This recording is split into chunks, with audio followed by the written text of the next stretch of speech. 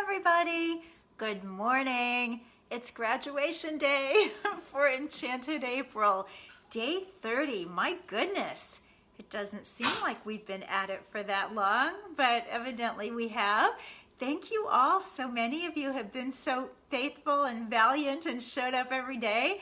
I appreciate that so much. And some of you I see are coming on right now bright and early. So thank you so much for that. I want to share with you that I got presents yesterday from Good Catch, the tuna people, except of course it's vegan tuna. Chef Pete Cervoni has been on this call several times, so I do want to do a shout out.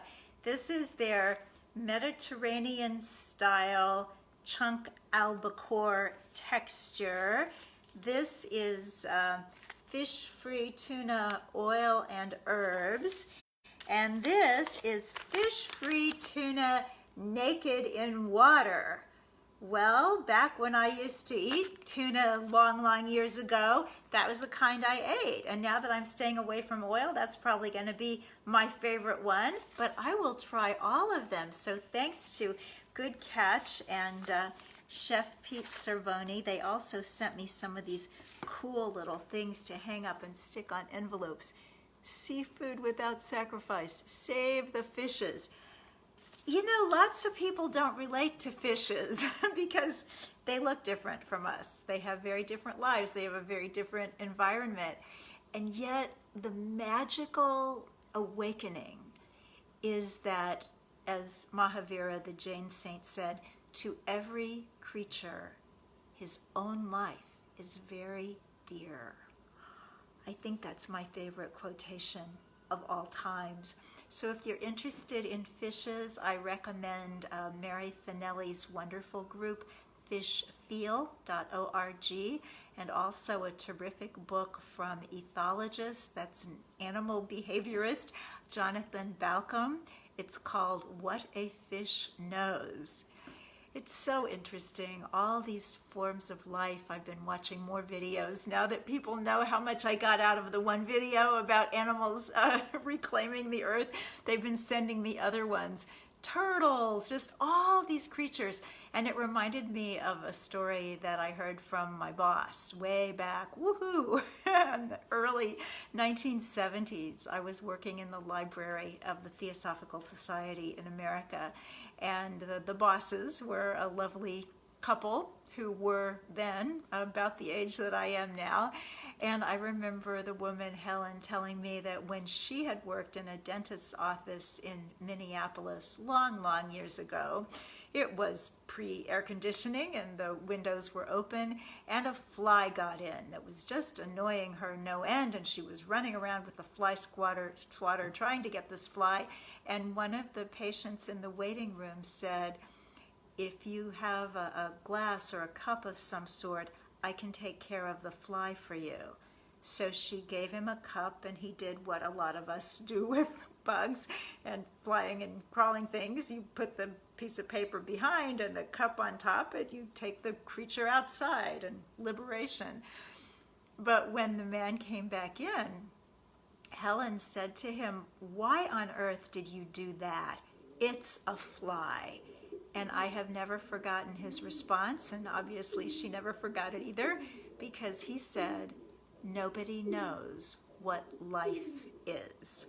So that's important to me, this Schweitzerian concept of reverence for life and going forward into May and into the rest of our lives with this incredible respect for all beings that have life on this planet alongside us. So, day 30, our quotation comes from Creating a Charmed Life, and it says, I'll read you what it says as soon as my trackpad starts working. It says, positive thinking may not be a panacea, but it is the most basic way we have to cooperate with benevolence. So I'm not naturally positive. My husband would be first of the line to tell you that, but I don't think anybody gets into studying the meaning of life and studying religions and philosophies and writing self-help books if you're naturally positive. I know people who are naturally positive. It's a wonderful gift. Oh my goodness. Tell me here in the comments if you're naturally positive. I will salute you, because I'm not. But because I'm not, I've been working all my life on connecting to what I know to be the capital T truth. Capital T truth is what really, really is, and it doesn't change. Then there are the facts, and we absolutely have to accept the facts and work with the facts, but they change all the time. So for me, when I can be more connected to that truth, then it helps to uplift my thinking in a more positive way. So as we go forward off into May and the future, it's going to be interesting, because I feel like for all the pain and suffering and awful things that have gone on in this April, there has been an element of beauty in there for many, many people as well. And one of the aspects of that is that we've literally all been in this together. Certainly in the United States and in a lot of other countries as well, the regulations about staying in, going out, all that kind of thing have been pretty similar. So we've had a life that's shared by a whole lot of other people, but that's going to be changing. And I got a personal indication of that about half an hour ago when the phone rang, and it was, speaking of dentist's office, my dentist's office, and the lovely woman there said, "So, are you coming in tomorrow for your cleaning?" And I said, "Are you kidding? I'm probably not going out until there's a vaccine." Might not be that bad, but still, I was so shocked that she really thought that I would go out in New York City 2 weeks before New York City is supposed to be opened up.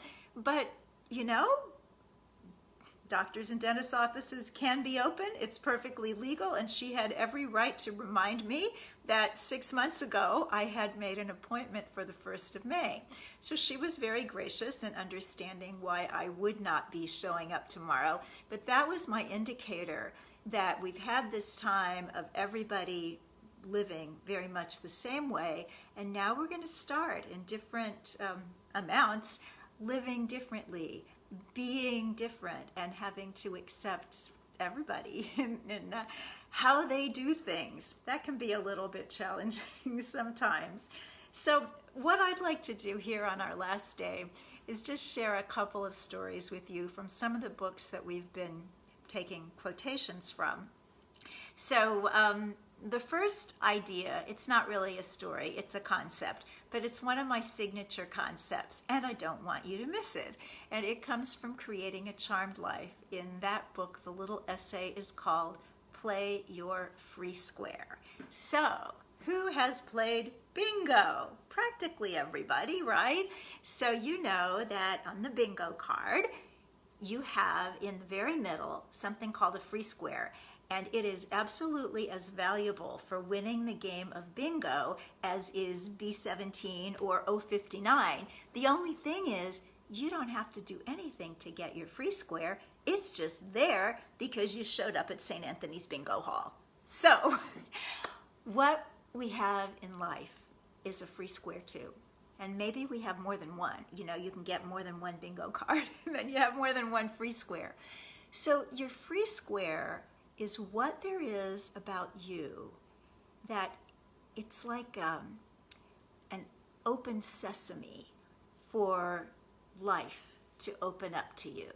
So maybe it's a talent, maybe it's a gift, something that you can do really well that opens up doors. Or maybe it's more subtle than that. So I'll tell you what mine is, and it is meeting people. It is showing up, right place, right time, right person. Ta-da! Everything opens after that. So I told you my Paul McCartney story. I told you my getting into my Beatles press conference story when I was 14. It just happened that I was there and the people were there who could open those doors for me. I think I told my Michael Moore story, how I got the name of Main Street Vegan for my book. My publisher didn't want me to have that name.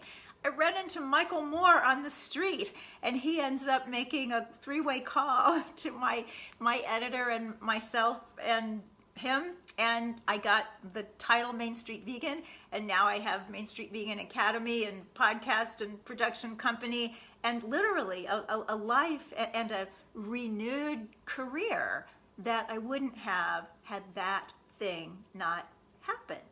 That's my free square. I can't help it. I had it back in Kansas City. I have it here in New York. I have it on the days that I get up and make up and look great, and I have it on the days when I go out and don't think I'm going to run into anybody, but chances are I will, because that's my free square. So I want you to think about yours, and you can share some of that here in the comments if you'd like, or if you're thinking, free square, what's that? Well, think about what people say to you. Oh gosh, you're so good with kids. You're like the kid whisperer. And you're like, nah, that's nothing. I've always been able to do that. That's the secret. That's how you know it's your free square. If it's so much a part of you that you think it's nothing, that you think it's something that everybody could have or anybody could learn if they just put their mind to it. Not necessarily. This is something that life has given you to open the doors that you need to have opened as you go along.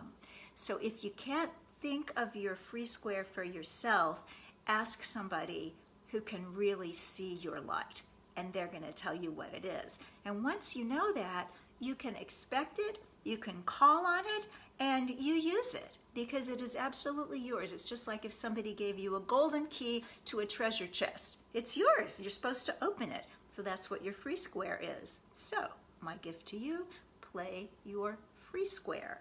And the next thing I want to give you comes from Fit From Within, and this one is a little bit more practical perhaps, but I actually think they're both really practical.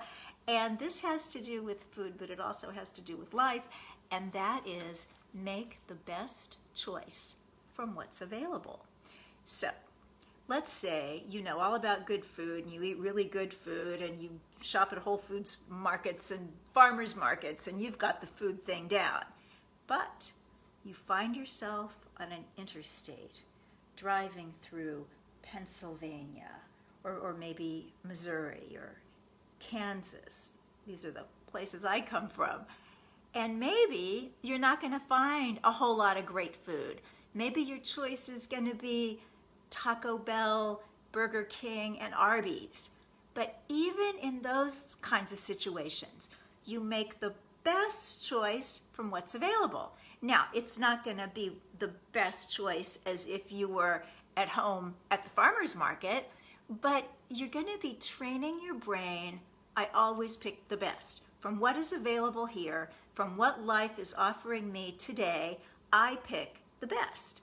So you can start with food because food is solid. You can see it, you can smell it. We eat it 3 times a day or more, so it's good practice. But what happens is, as you start choosing the best food from what's available, you find yourself choosing the best everything from what's available.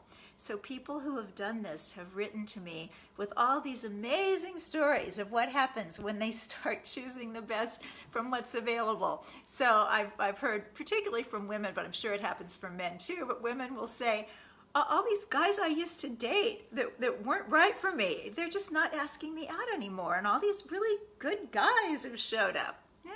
I don't know. They say it comes from getting into the habit of choosing the best from what's available. So, graduation gift, make the best choice from what's available.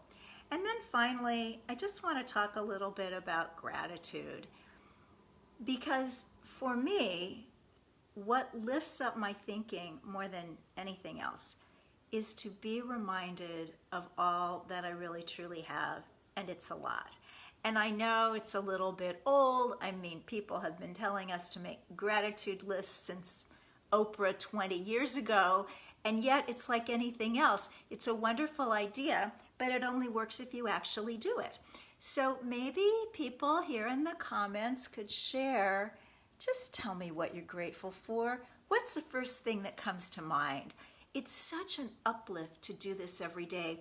And you can also do kind of advanced class additions onto this. Somebody was telling me recently that in addition to the regular gratitude lists that she makes every day, she does one that just has 3 entries, 3 things that she can find to be grateful for in the midst of challenges. So during the COVID-19, for example, she's done 3 things I'm grateful for about staying at home. And, you know, if you've kind of liked staying at home and you're looking at going back to work, maybe 3 things I love about going back to work. So to just be able to get into the circumstances of our lives and find what's precious, because there's an awful lot that is. So I have enjoyed this immensely. I just want to thank everybody so much for showing up for this, for being here every day or some days, for watching live or later. And some of you have asked if we could continue it. I don't have the bandwidth, I'm sorry, to be doing something every day like this, but I'll certainly be doing some things online, and I'll announce that all over. If you are not yet on my mailing list, please put your name and email there. Go to mainstreetvegan.net, and it'll say, do you want to be a Main Street Vegan? And just sign up there. And if you're not vegan, that's okay. You can sign up there too. I kind of think of everybody as pre-vegan. So you are more than welcome to be on my mailing list. And I do announce in those newsletters what's coming up online and eventually for real too. So a couple of announcements. The podcast, the live radio show yesterday, podcast coming up. Was just wonderful. So I hope you will all want to listen to the Main Street Vegan podcast on your favorite app. We had Rich Hardy, the really fascinating undercover investigator, and then Dr. Scott Stoll got on, and oh my gosh, he is a philosopher physician. And I could listen to him all day and half the night. So I hope that you'll listen to that podcast and enjoy, and maybe you'll subscribe. And if you want to give us a nice review on iTunes or wherever you listen, I would be most grateful. I also want to let you know, and this will be posted, webinar about Eastern thought and reverence for life, ahimsa, veganism. That is this Sunday, 4 p.m. Eastern Time, featuring Dr. Silas Rao, climatehealers.org, and Gopal Patel of the UN Interfaith Council. So if you're a yogini or somebody who's traveled in India or has an interest in that part of the world and the philosophy and thought that has come from there, please join us, free Zoom webinar. That's posted on Facebook now, and I'll post some more, or just make a note to me if you don't see it. And this is the last day to get the Compassionate Eating class for free through Unity Spiritual Explorers. My suggestion would be just get it. It's free. Tomorrow it'll go back to being $59.95. So even if you figure like, I don't care about compassionate eating, or I already do compassionate eating, maybe you know somebody who could use this course, so you may as well have it on your computer. So go to Unity Spiritual Explorers, Compassionate Eating, and just sign up as if you were going to pay full price. But when you get to the place where you can put in a discount code, put prayer 123. Prayer like pray, Prayer 123, all lowercase, and you will get that course for free up until midnight tonight Central Time. So I'm gonna miss you, but we can stay connected. That's the wonderful, wonderful thing. I've been going to some meetings and other gatherings that I used to do live and in person, and it was very sweet to know this little circle of people. But in this new world that's happened in the past 4 to 6 weeks, people are there from Tanzania and Madagascar and all these incredible places, really showing me that we are one world. So going forward, I just want to ask you to come into your heart for a moment and think about what is the most important thing to you that you can do now soon, quickly, a day at a time, but get going into practice, into action to make a very positive difference on this planet. So you can put it in the comments if you like, or just bring it up for yourself. But the most important thing is there's a lot going on in the world that can use some help. And we can do something. Each and every one of us, we can call on our free square. We can do something to make this better. And I know that you, because you've been part of this and because you're committed to all sorts of personal growth and human rights and animal rights and all the rest, that you are the people who are going to make this change. I am so, so grateful to you, so grateful that we're in this together. So I feel like hugging you all, but that's still dangerous. So air hug, much love, all the best, and enchant next month too. Take care.